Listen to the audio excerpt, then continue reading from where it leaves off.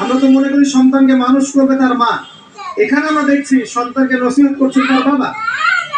আমরা ইউসুফ আলাইহিস সালামের ক্ষেত্রেও সেটাই দেখেছি যে সন্তানকে নসিহত করছেন তার বাবা। আমরা কোরআন ঘাটলে দেখি যে বাবা সন্তানকে নসিহত করেন, মা নসিহত কম করেন। জি, ইব্রাহিম আলাইহিস সালাম কথা বলছেন তার সন্তানের সাথে, ইউসুফ আলাইহিস সালামের সাথে তার বাবার কথা বলছেন, লোকমান আলাইহিস সালামের সাথে তার সন্তান কথোপকথন হচ্ছে।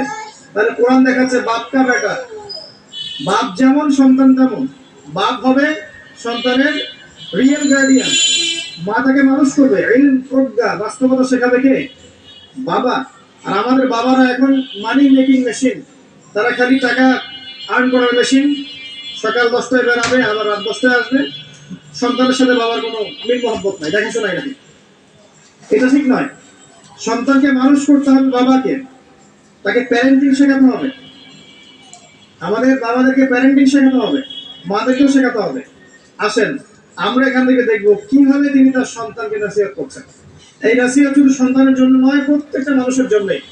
আমরা এই নসিহতগুলোর মধ্য দিয়ে আমাদের লেকচারের ইতি টানবো ইনশাআল্লাহ তাআলা।